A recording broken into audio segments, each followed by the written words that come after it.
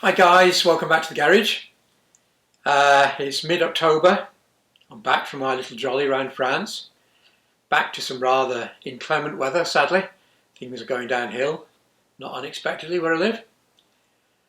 So it's time to turn my attention to some stuff that's been outstanding for a long time. And as you will have guessed from the thumbnail, today we're going to start on a 2CV. And the first thing is to get the engine out. Now, if you missed the channel update, there are two reasons for taking the engine out. One, the oil lights start to come on after a good thrashing and won't go out. You've got to wait for everything to cool down and it goes out. It's not the switch or trying to switch. And the second thing is, it is starting to knock, I think, slightly. And then the third thing is, I already knew this engine was a bit tired. The valve guides are definitely worn, so it needs swapping. Now, if you look on the channel, there are several videos where I rebuilt a spare engine precisely for this purpose because I knew I was going to need it. So the plan is engine out, swap the bits over, engine back in. All good. In addition, when I brought the 2CV into the garage before I went off to France, as I started it up, I was confronted with a rather stronger smell of petrol than normal. I thought, strange. And the petrol pipe in the engine bay had split. I suspect from the rubbish that's in modern fuel. It's got a temporary one on at the minute, and I have ordered some 100% ethanol-proof petrol pipe. So the petrol pipe is going to have to be replaced. Excuse me for kicking the desk. Which also means the tank's going to come out, so we're going to have to drop the tank. In addition, the carburetor that's on the car, which we'll go into more detail later, isn't the right one. Or at least I think it isn't the right one. We'll find out when we get it off. It's certainly one designed for a 2CV with a centrifugal clutch, which this one hasn't got, obviously. And I've already removed the damper mechanism, and it still doesn't quite run right as far as I'm concerned. So that needs to be taken apart, looked at as well. I have got a spare carb, which I've rebuilt. And then there are other bits and pieces around the car that need addressing, little things, which we'll go into as we go along. And then finally, it's run out of MOT. I've not been around much this summer. If you look at the videos, I've been Albania, Greece, France, blah, blah, blah, blah, blah. Totaling over 3 months out of the summer, gone. So barely used the car. So it's time to get it ready because I'm hoping next year, 2023, there'll be the option of something slightly more adventurous with the 2CV rather than just pottering around my local roads. But anyway, who knows what the future will bring. So this video, first video, we're going to get the engine out and just see what we find as we go along. I'll also be stripping this engine. I won't do full blow-by-blow video on that because it's exactly the same as the other video. But I will try and show you what I find that's wrong with it. And then I do have a spare crank and I will get the guides sleeved. In which case I will then rebuild this and I'll have a spare engine yet again as a rolling precaution when you're running such an old car. So, let's get on with it.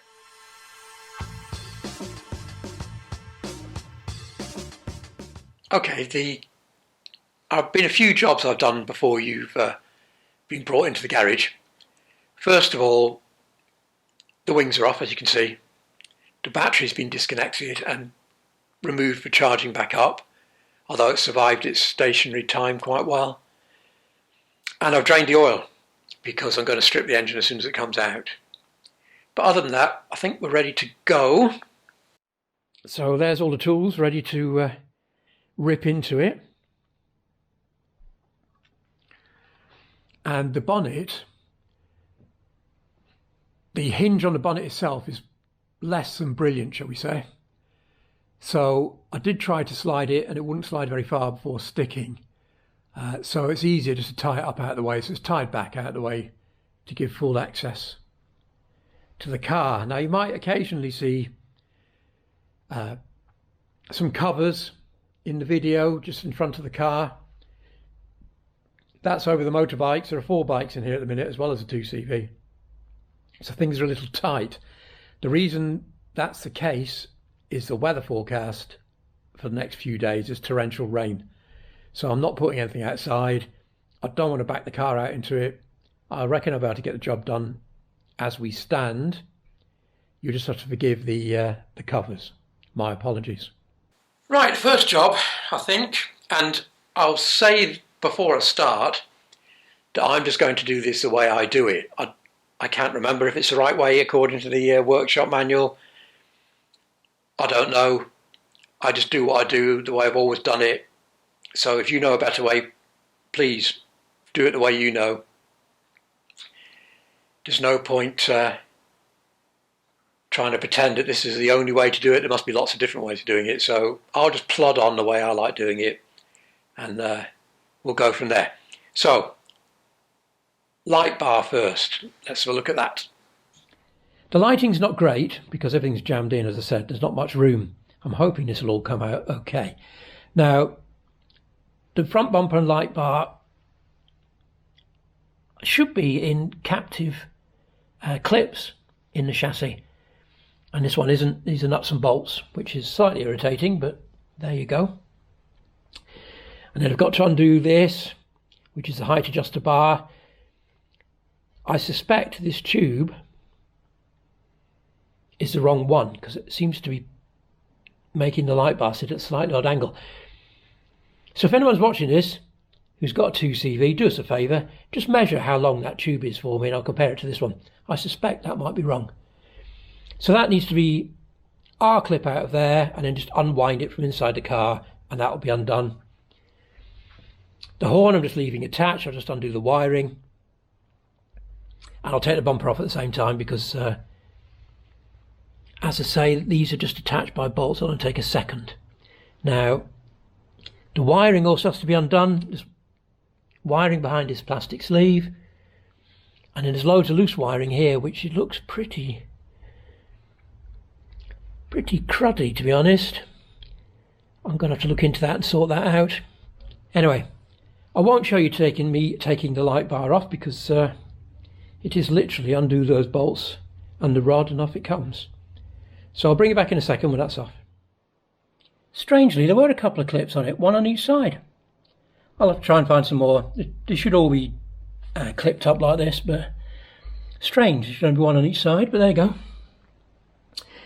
Right, so the wiring's all disconnected.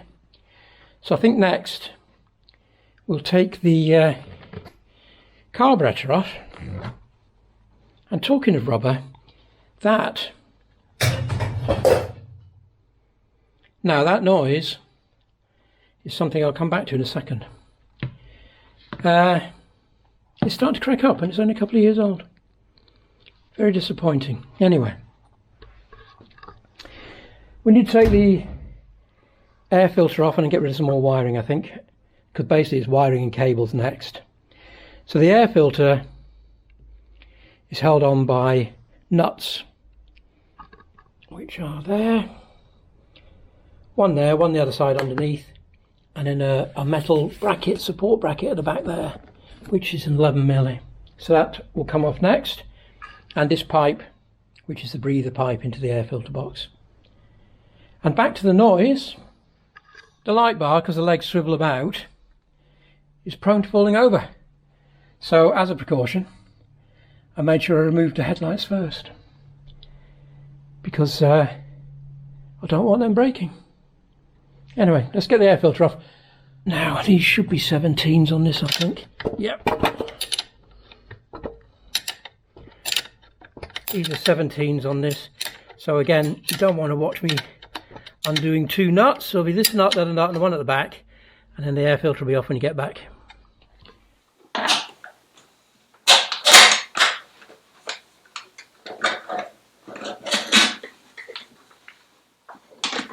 Oh, forgot to undo the pipe. Silly me.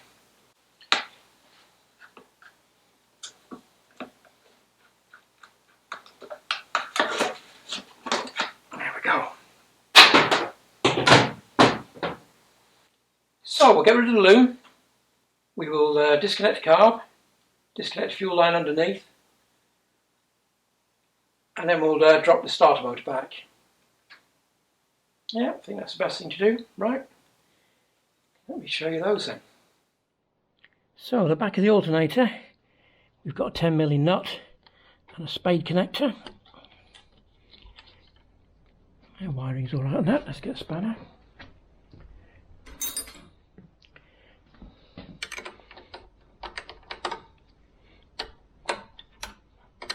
Oh, I want to turn. Let's get another 10mm spanner. Right, I don't want the post turning. Can I get anything on it?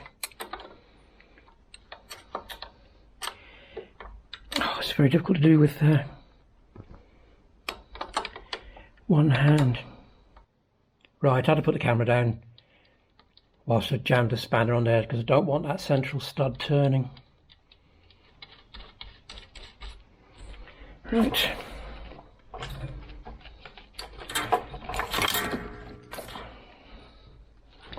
Cable ties in the way.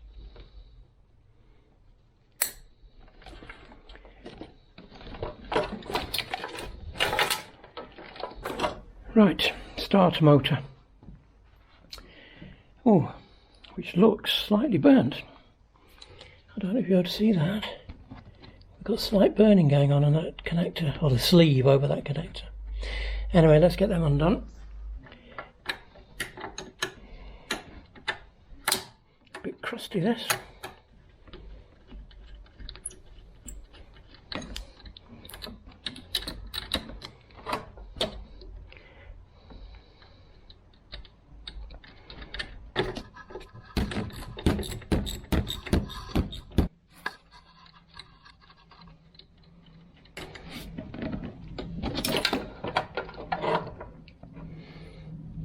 Take those off. Right, so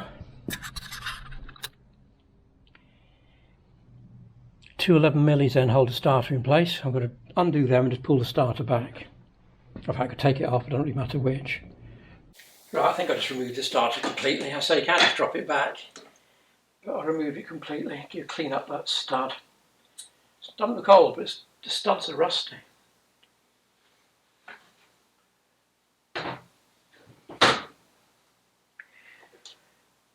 Right, carburetor next. Now I mentioned at the start that this isn't an original carb, and the differences are minimal. Well, until I check it out, I assume the differences are minimal. The connection here is different, which I will show you later. Anyway, we need to disconnect the throttle cable, which is easily done. We have a clip there. We have another clip in there, which I'm going to have to get some pliers for because I can't get my fingers on it. And then the choke cable. This is actually an H-fan choke cable because at the time I couldn't get hold of a right-hand drive cable, so there's an H-fan one cut down, but it does the same job, doesn't really matter. So 8mm there, 8mm there, R-clip there, pull the pin out. Oh, fuel line. This is a non-standard fuel line. So it's copper and goes straight into the braided hose there. So I'll show you that in a minute when I get around to it. Right, so copper, I'm going to have to disconnect it here. So I've made up a length of tube with an M7 bolt in the end, which seals it adequately. I've done it before. So I just need to undo that and then slip that over there to stop the fuel leaking out, which again is a two-handed job. So I can't hold the camera and do it, so I'm going to have to take it off camera. Fuel tight, a bit long, but I just happen to have that lying about, so I just stuck it on. Okay, so I will move the wiring out of the way a bit more. Right, now the carb's taken apart, I'm going to tell you why this channel is called Old Nuts Garage. Because frankly, I am nutty.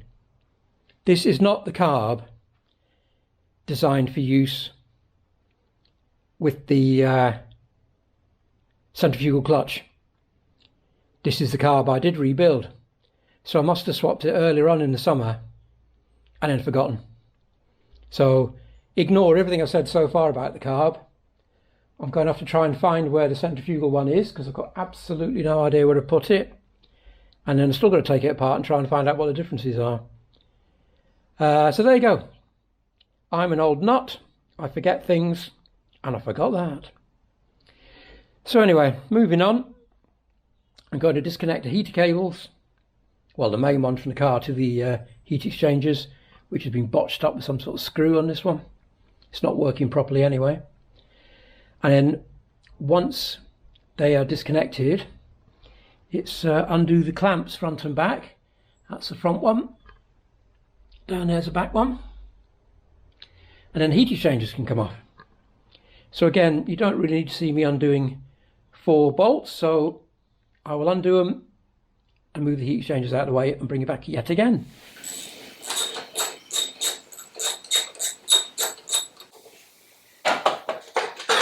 Right. Heat exchangers off.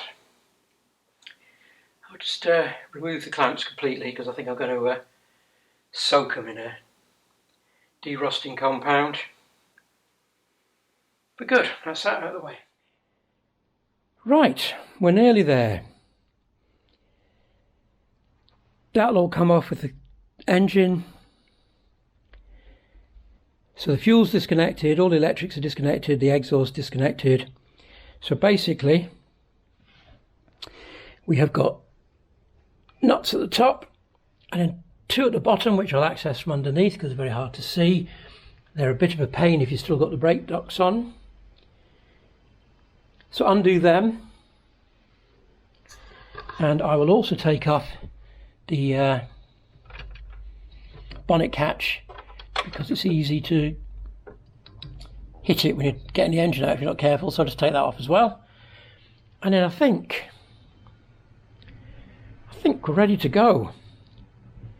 Now the only possible fly in the ointment is the jack I've got here is a very small DIY type thing, whereas I normally use the 3-ton floor jack to get underneath it, which gives you a bit more wiggle room. But we'll go for it and just see what happens. They're all undone. And down the front, our hinge is gone, so that just leaves 2 bolts coming out from the underside. These ones are 16 milli. Let me try and get you a better shot. I don't know if you'll be able to see this. There's one there and one with the socket on. And so these are 16 milli. Sometimes the fittings can be a bit random on 2CVs.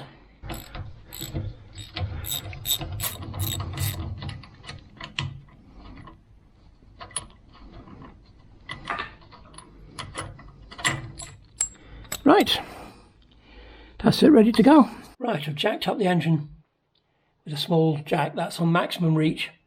So there's a block of wood underneath it as well. And then I've supported the gearbox with a square section metal pipe going across. So hopefully it's ready to come out. Right, forgive any grunting and groaning.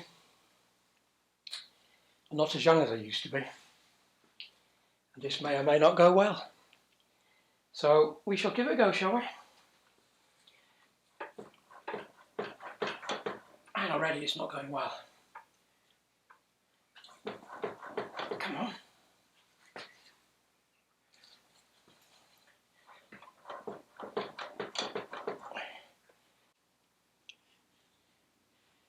Right, this is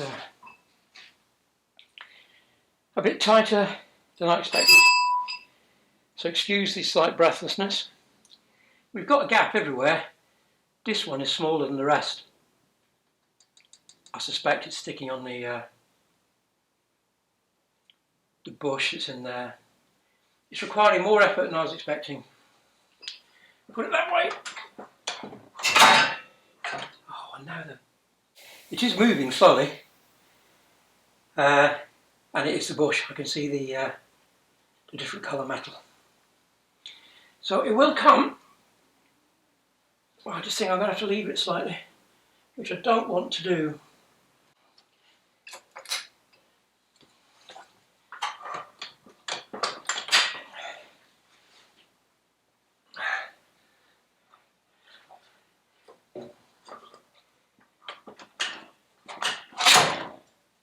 Whoa, that was tough. Tough, tough, tough. Because of that.